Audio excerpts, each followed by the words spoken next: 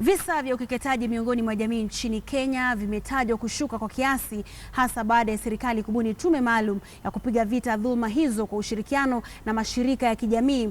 Kulingana na ripoti ya afya mwaka 2015, matokeo yameashiria upungufu, ingawa kuna ongezeko kwa baadhi ya kaunti nchini Kenya.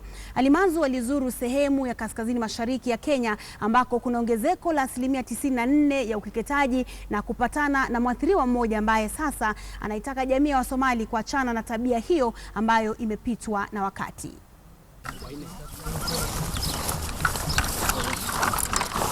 Ni uovu anaotendewa mtoto wa kike na kumnyima haki ya viwiliwili vyake kwa kisingizio cha tamaduni. Kera Muhammad ni msichana wa miaka 18 mwenye watoto wawili. Anatukaribisha katika boma lake katika sehemu ya Wajir ili kutusimulia yaliyomkuta miaka 5 iliyopita pale alipotendewa unyama huu. Kwake hadi leo anajutia kitendo cha ukeketaji aliyofanyiwa. Najutia kukeketwa miaka ya nyuma. Nina maumivu makali sana, hasa wakati wa kujifungua. Navuja damu na kuniletea matatizo mengine zaidi kwa sasa. Akiwa anazungumza lugha ya Kisomali pekee, sasa anajishughulisha na kupinga hulka hii, hususan katika jamii anamoishi. Nishawahi kukeketwa na najua uchungu wake, na sasa ninachofanya ni kuwazuia wenzangu kupitia ukeketaji, hususan katika hii jamii yetu hapa.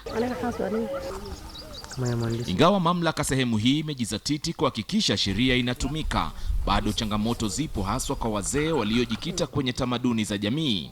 Viongozi wa kidini hapa ni chombo muhimu cha kukabili tatizo hili. Wasomali hiyo ilikuwa culture yao hapa awali. Sasa hivi vile tumewafunza katika baraza na pia katika msikiti, katika shule, hata walimu pia tunawahamasisha. Wameshaelewa kwamba FGM ni kitu mbaya sana. Wale wataalam wamefanya utafiti huko, wamesema kwamba ni tamaduni, sio kitu ambacho dini inahitaji kifanyike. Lakini huku mienendo hii ikiendelea miongoni mwa watu wa jamii ya Wasomali, matokeo ya utafiti wa afya mwaka jana kutoka kwa serikali yanaonyesha jamii ya Wasomali nchini Kenya, shughuli za ukeketaji zimefikia viwango vya juu, ikiwa na 94%, ikifuatiwa na jamii ya Wasamburu wakiwa na 86%, Wakisii wana 84%, huku Wamasai wakiwa na 78%. Kwa jumla nchini kote viko chini 21%. Kwa upande mwingine, vyombo vya utawala sehemu ya kaskazini mashariki ya Kenya wanakabiliwa na changamoto katika vita hivi, ingawa wanajizatiti kadri ya uwezo wao. Hata sasa huwezi pata mtu anatumia hiyo maneno ya FGM. Wanajua ni kitu mbaya, wamejitenga nao. Na nimekueleza dini pia Kiislamu pia haikubali.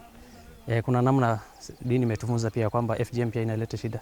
Kama serikali yetu, hata kama tuna sheria, tumeweka kamati ya kupambana na ukeketaji, hatujafika zile sehemu kuwafunza viongozi, walimu, kina mama, wasichana madhara ya ukeketaji, na pia hatujashirikiana na viongozi wa dini. Ushauri unaoendelea kutolewa miongoni mwa jamii hii na hata pia kupitia viongozi wa kidini ni kana kwamba swala hilo linaendelea kupotea polepole. Hii ni hali ambayo itampa haki mtoto wa kike na kuonekana kwamba anaendeleza masomo yake na kuja kuwa mtoto ambaye atakayetumikia jamii hii. Alimanzu nikiripotia sehemu ya Arba Karamso, kaunti ya Wajir.